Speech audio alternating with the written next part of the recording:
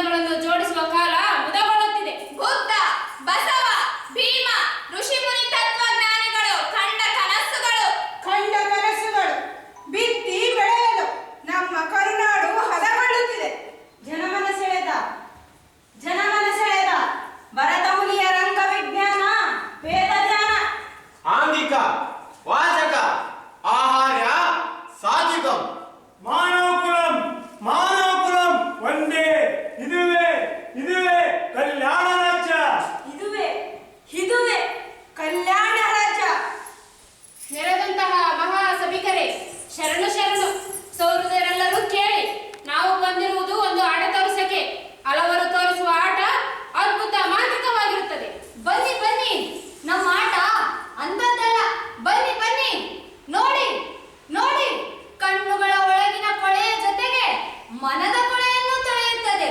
ಅಂತ ಆಟ ನಮ್ಮದು. ಹೌದೇ? ಹಾಗಾದ್ರೆ ಇದು ನಿಜವಾಗಿ ಪವಾಡವೇ? ಸುಳ್ಳೆಲ್ಲ ಪವಾಡವೇ. ಅಂದರೆ ನಾವು ಆಡುವ ಆಟ ಹಾಗಲ್ಲ. ನೀವು ಏನು ಹೇಳ್ತಿದ್ದೀರಿ? ನಮ್ಮಂತ ಜನಸಾಮಾನ್ಯರಿಗೆ ಅರ್ಥವಾಗುತ್ತೇಳಿ. ಈ ನಾಟಕದಲ್ಲಿ ತುಂಬಾ ಆಕರ್ಷಣೆ ಇದೆ. ನೋಡಿದವರೆಲ್ಲರೂ ಮತ್ತೆ ನೋಡಬೇಕೆಂದು ಹುಡುಕಿಕೊಂಡು ಬರುತ್ತಾರೆ. ಈ ರಂಗಜ್ಞಾನ ಆರಂಭವಾಗಿದ್ದು ನಮ್ಮ ನಾಡಿನಿಂದಲೇ. ಹೀಗೆ ಸಹಸ್ರಾರು ವರ್ಷಗಳ ಹಿಂದೆ ಜನ ಗುಹೆಗಳಲ್ಲಿ ವಾಸಿಸುತ್ತಿರುವಾಗ ಈ ನೆಲದಲ್ಲಿಯೇ ನಾಟಕ ಆಡುತ್ತಿದ್ದರು. ನಿಮಗೆ ತಿಳಿದಿದೆಯೇ ನಾಟಕದ ಮೂಲ ಯಾವುದು? ಅದನ್ನು ಏನೆಂದು ಕರೆಯುತ್ತಾರೆಂದು? ಏನದು? ಯಾವುದು? ನಾಟ್ಯಶಾಸ್ತ್ರ, ಅಂದರೆ ಪಂಚಮವೇದ. ನಾನು 4 ವೇದಗಳನ್ನ ಕೇಳಿದ್ದೆ. ಇದ್ಯಾವುದು 5ನೇ ವೇದ? ನಾನೆಂದೂ ಕೇಳಿಲ್ಲ. ಅದಕ್ಕೆ ನಾನು ಹೇಳುವುದು, ನಿಮ್ಮಂತಹ ಜನರಿಂದಲೇ ನಮ್ಮ ದೇಶದ ಸಂಸ್ಕೃತಿ ನಾಗರಿಕತೆ ಹಾಳಾಗಿದೆ. ಪಂಚಮವೇದ ಅಂದ್ರೇನು? ಅದ್ರ ಬಗ್ಗೆ ಮಾತಾಡು. ಈ ದೇಶದ ಜನ ವೇದಗಳ ಕಾಲಕ್ಕೂ ಮುಂಚೆಯೇ ಗಣಿತ, ವಿಜ್ಞಾನ, ವೈದ್ಯಕೀಯ ಶಾಸ್ತ್ರ, ಖಗೋಳಶಾಸ್ತ್ರ ಮತ್ತು ಜ್ಯೋತಿಷ್ಯ ಎಲ್ಲವನ್ನೂ ಬಲ್ಲವರಾಗಿದ್ದರು. ಪಂಚಮ ವೇದ ಎಂದರೆ 4 ವೇದಗಳ ಸಾಹಿತ್ಯ, ಸಂಗೀತ, ನೃತ್ಯ ಮತ್ತು ಸತ್ವ ಎಲ್ಲವನ್ನೂ ಸೇರಿಸಿ ನಾಟ್ಯಶಾಸ್ತ್ರ ಬರೆಯಲಾಗಿದೆ. ಆದ್ದರಿಂದ ಇದನ್ನು ಪಂಚಮ ವೇದವೆಂದು ಕರೆಯುತ್ತಾರೆ. ಇದರಿಂದ ಜನರು ಜ್ಞಾನ ಪಡೆಯುತ್ತಾರೆ, ಸಂತೋಷವನ್ನೂ ಪಡೆಯುತ್ತಾರೆ. ಸಮಾಜಕ್ಕೆ ನಾಟಕದ ಕೊಡುಗೆ ಅಪಾರ. ಅದರಿಂದ ಸಮಾಜ ಬೆಳೆದಿದೆಯಾ? ಈ ಪಂಚಮವೇದ ಬರೆದವರು ಯಾರು? ಭರತಮುನಿ ಎಂಬ ಮಹಾನ್ ಋಷಿ ಇದನ್ನು ಬರೆದವರು. ಇದನ್ನು ನಾವು ನಂಬೋದಿಲ್ಲ. ನೀವು ನಂಬೋದಿಲ್ಲ. ನಿಮ್ಮಂತೆ ಎಷ್ಟೋ ಜನ ನಂಬಿರಲಿಲ್ಲ. ಯಾಕಂದ್ರೆ ಅನಕ್ಷರಸ್ಥರು, ಅನಾಗರಿಕರು. ಇಂತಹ ಜನರಿಂದ ಅದ್ಭುತ ಕೆಲಸ ಮಾಡೋದು ಹೇಗೆ ಸಾಧ್ಯ ಅಂತ? ಹೌದು, ಅದೇ ಸಾಧ್ಯ. ನಮ್ಮ ದೇಶದ ಜನ ಹಿಂದೆ ಅದೆಷ್ಟು ನಾಗರಿಕ ಪ್ರಜ್ಞೆಯುಳ್ಳವರಾಗಿದ್ದರೆಂದರೆ ಪ್ರಾಚೀನ ಜಗತ್ತಿನ ಪಳೆಯುಳಿಕೆಗಳು ನಮಗೆ ಹೇಳುತ್ತಿವೆ. ಓಹೋ, ನಮಗೀಗ ಅರ್ಥವಾಯಿತು. ನಮ್ಮನ್ನು ಚಿನ್ನದ ಹಕ್ಕಿಗಳೆಂದು ಏಕೆ ಕರೆಯುತ್ತಿದ್ದಾರೆಂದು. ನಾವು ಜ್ಞಾನದಲ್ಲಿ ಶ್ರೀಮಂತರಾಗಿದ್ದೆವು. ಪ್ರಪಂಚಾದ್ಯಂತ ನಮ್ಮಲ್ಲಿಗೆ ಕಲಿಯಲು ಬರುತ್ತಿದ್ದರು. ಹಾಗಾದರೆ ನಮ್ಮೊಳಗೆ ಭೌತಿಕತೆ ಒಳತನೆ ಯಾವಾಗ ಅನುಭವವಾಯಿತು? ಸಹಸ್ರಾರು ವರ್ಷಗಳ ಹಿಂದೆ. ಅದು ಹೇಗೆ? ಏಕತೆಯ ಕೊರತೆಯಿಂದ ಸಮಗ್ರ ಚಿಂತನೆ ಇಲ್ಲವಾಗಿ. ಹಾಗಾದರೆ ಸಾಮಾಜಿಕ ಅನಿಷ್ಟಗಳಿಂದ ನಾವು ಉನ್ನತ ಸ್ಥಾನವನ್ನು ಕಳೆದುಕೊಂಡವೆ. ಹೌದು, ಖಂಡಿತ. ಹಾಗಾದ್ರೆ ನಾವು ಕಳೆದುಕೊಳ್ಳಬೇಕಾದ ದುಶ್ಚಟಗಳು ಇನ್ನೇನಿವೆ? ಸೋಮಾರಿತನ, ಅಮಲು, ಅಹಂಕಾರ, ಅಸ್ಪೃಶ್ಯತೆ, ಮೋಸ, ಸುಳ್ಳು, ಸ್ವಾರ್ಥ, ಭೇದ ಭಾವ, ಜಾತೀಯತೆ, ಧರ್ಮಾಂಧತೆ, ಮೌಢ್ಯ, ಮೂಢತನ. ಹಾಗಾದರೆ ನಾವು ನಮ್ಮೊಳಗಿರುವ ಇವೆಲ್ಲವನ್ನು ತೊರೆದು ಇತರರನ್ನು ಸಮದ ಭಾವದಿಂದ ಕಂಡರೆ ಮತ್ತೆ ನಾವು ಆ ಸ್ಥಾನವನ್ನು ಪಡೆಯಬಹುದೇ? ಖಂಡಿತವಾಗಿ. ಪ್ರತಿಯೊಬ್ಬ ಯುವ ನಾಗರಿಕರು ಹೀಗೆ ಪಡೆದೊಡಬೇಕು, ಸಂಕಲ್ಪ ತರಬೇಕು. ವ್ಯಕ್ತಿ ಬಲಿಷ್ಠನಾದರೆ ಕುಟುಂಬ ಬಲಿಷ್ಠವಾಗುತ್ತದೆ, ಕುಟುಂಬ ಬಲಿಷ್ಠವಾದರೆ ಸಮಾಜ ಬಲಿಷ್ಠವಾಗುತ್ತದೆ, ಸಮಾಜ ಬಲಿಷ್ಠವಾದರೆ ದೇಶವೇ ಬಲಿಷ್ಠವಾಗುತ್ತದೆ, ದೇಶ ಬಲಿಷ್ಠವಾದಲ್ಲಿ ಇಡೀ ವಿಶ್ವವೇ ಬಲಿಷ್ಠವಾಗುತ್ತದೆ.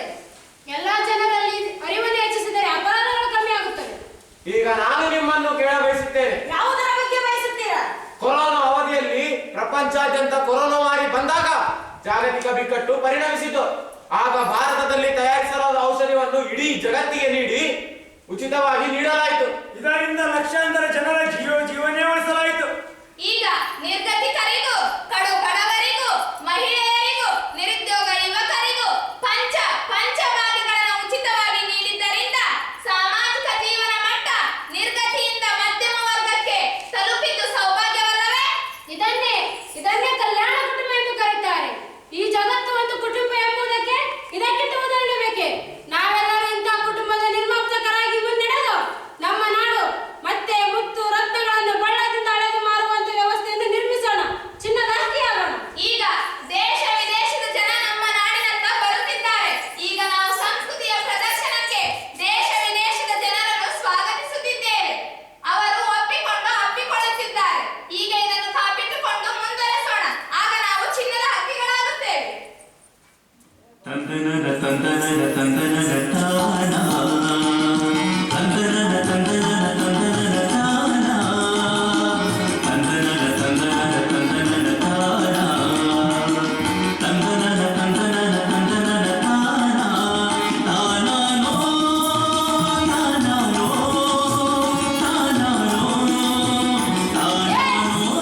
ನಿಲ್ಲಿಸಿ. ತುಂಬಾ ಖುಷಿ ಪಡಲು ಶುರು ಮಾಡಿದ್ರಿ. ಆಯ್ತಪ್ಪ, ನಿಲ್ಲಿಸ್ತೀವಿ. ನಾವೀಗ ಚಿನ್ನದ ಹಕ್ಕಿಗಳಾಗ್ಬೇಕು.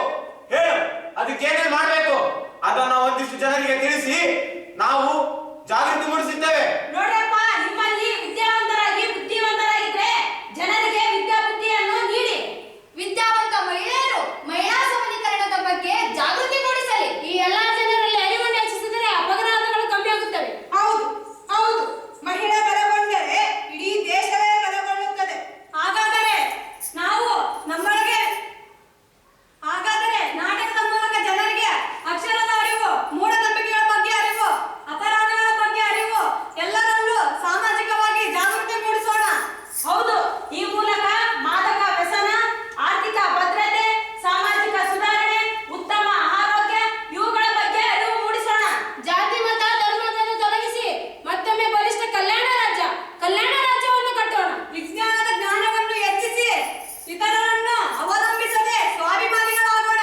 ಹೀಗೆ ಮಾಡಲು ವಿಜ್ಞಾನ ಜ್ಞಾನವಿಂದಲೇ ಎಲ್ಲವೂ ಸಾಧ್ಯವಿಲ್ಲ. ಅದು ಸುಜ್ಞಾನವಾಗಬೇಕು. ನಾಟ್ಯಶಾಸ್ತ್ರವನ್ನು ಇದೇ ಕಾರಣಕ್ಕಾಗಿ ಬರೆದದ್ದು. ಇದನ್ನು ನಾವು ಓದಲೇಬೇಕು. ಅಲ್ಲಪ್ಪ, ಸುಜ್ಞಾನವೆಂದರೇನು? ನಮ್ಮ ಪರಂಪರೆ, ನಮ್ಮ ಅಮೂಲ್ಯ ಕೆಲಸ ಕಾರ್ಯಗಳು, ನಾವು ಮರೆತು ಹೋದ ವೇದ ಪುರಾಣಗಳು, ಮಹಾಕಾವ್ಯಗಳು, ದಾಸರ, ವಚನಕಾರರ, ತತ್ವಪದಕಾರರ ನುಡಿಗಳನ್ನು ಅರಿಯದವರಿಗೆ ಮತ್ತು ನಮ್ಮ ನಂತರದ ಕಿರಿಯರಿಗೆ ಹೇಳಬೇಕು. ನಮ್ಮ ಪೂರ್ವಜರ ಕೊಡುಗೆ ಕಾರ್ಯಗಳನ್ನು ಮತ್ತೊಮ್ಮೆ ಅನ್ವೇಷಿಸಬೇಕಾಗಿದೆ. ಮರುವವರಿಗೆ ಅರ್ಥೈಸಿಕೊಳ್ಳಬೇಕಾಗಿದೆ. ಅವರ ಸತ್ಕಾರ್ಯ, ಸುಮಧುರ ಭಾಷೆ ಎಂದಿಗೂ ಬಿಡಬಾರದು. ನಮ್ಮ ಒಳ್ಳೆ ಕಾರ್ಯಗಳು ಬಲಗೊಳ್ಳಬೇಕು. ಎಲ್ಲರ ಬೆಂಬಲ ದೇಶದ ಬಲ, ಎಲ್ಲರ ಪ್ರಯತ್ನ ಸರ್ವರ ಅಭಿವೃದ್ಧಿ. ಇಡೀ ದೇಶ ಜಗತ್ತು ನಮ್ಮ ಕಡೆ ನೋಡಲಾರಂಭಿಸಬೇಕು. ನಾವು ವಿಶ್ವಮಾನವರಾಗಿ ನಾಯಕತ್ವ ವಹಿಸುವ ಮೂಲಕ ಜಗತ್ತನ್ನು ಮುನ್ನಡೆಸಬೇಕು. ಸಾಮ್ರಾಜ್ಯಶಾಹಿ ನೆರಳಿಲ್ಲದೆ ಮಾನವೀಯತೆಯು ನೆಲೆಯಾಗಬೇಕು. ಸರ್ವ ಜನಾಂಗದ ಪುಟವಾಗಬೇಕಿದೆ. ಹಾಗಾದ್ರೆ ನಮ್ಮೊಳಗೆ ಬೌದ್ಧಿಕ ಜೀವಳಿತನ ಯಾವಾಗ ಆರಂಭವಾಯಿತು? ಹೌದು ಸೋದರ, ನಾಟಕದ ಮೂಲಕ ಏನೆಲ್ಲ ಅರಿವು ಮೂಡಿಸಬೇಕೋ ಮೂಡಿಸೋಣ. ನಾವು ನಿಮ್ಮ ಜೊತೆ ಕೈ ಜೋಡಿಸುವೆವು. ಹೆಣ್ಣು ಭ್ರೂಣ ಹತ್ಯೆಯ ನಿಲ್ಲಿಸಿ ಹೆಣ್ಣನ್ನು ಬೆಳೆಸೋಣ. ಹೆಣ್ಣು ಸೃಷ್ಟಿಯ ಕಣ್ಣು. ಸ್ತ್ರೀ ಶೋಷಣೆ, ವರದಕ್ಷಿಣೆ, ಅತ್ಯಾಚಾರ, ಬಾಲ್ಯ ವಿವಾಹ ಇದರ ಬಗ್ಗೆ ನಾಟಕದ ಮೂಲಕ ಅರಿವು ಮೂಡಿಸೋಣ. ಹೌದು ಸಹೋದರಿ, ನನ್ನ ತಂಗಿಗೂ ವರದಕ್ಷಿಣೆ ಕಿರುಕುಳವಾಗುತ್ತಿದೆ. ನಾನು ನಿಮ್ಮ ಜೊತೆ ಸೇರುವೆ, ಹೋರಾಡುವೆ. ವರದಕ್ಷಿಣೆ ಬಿಡುಗನ್ನು ನಿಲ್ಲಿಸೋಣ. ಕೆಟ್ಟದ್ದನ್ನು ತಡೆ ಹಿಡಿಯೋಣ, ಒಳ್ಳೆಯದನ್ನು ಪ್ರೋತ್ಸಾಹಿಸೋಣ. ಈ ಕಾರ್ಯಕ್ಕೆ ಎಲ್ಲಾ ಸ್ನೇಹಿತರನ್ನು ಸಂಘಟಿಸೋಣ. ಇದು ಪ್ರತಿಯೊಬ್ಬ ವಿದ್ಯಾವಂತ ಮತ್ತು ಬುದ್ಧಿವಂತ, ಪ್ರಜ್ಞಾವಂತ ನಾಗರಿಕರ ಕರ್ತವ್ಯವೆಂದು ಸಾರೋಣ. ಹಾಡಿನ ಮೂಲಕ, ಕತೆ, ನಾಟಕ, ಕವಿತೆ, ಸಾಹಿತ್ಯದ ಮೂಲಕ ಅರಿವು ತಲುಪಿಸಿ ಅರಿವಿನ ದೀಪ ಹಚ್ಚಿಸೋಣ. ರಂಜನೆಯ ಜೊತೆ ಜ್ಞಾನವು ಲಭಿಸುತ್ತದೆ. ಸಮಾಜ, ದೇಶ ಬಲಿಷ್ಠಗೊಳ್ಳುತ್ತದೆ. ಹೀಗೆ ಮಾಡಿದರೆ ಸರ್ವರು ಚಿನ್ನದ ಅಕ್ಕಿ ಆಗುವುದರ ಜೊತೆಗೆ ವಿಶ್ವನಾಯಕರಾಗುತ್ತೇವೆ. ನಮ್ಮ ದೇಶ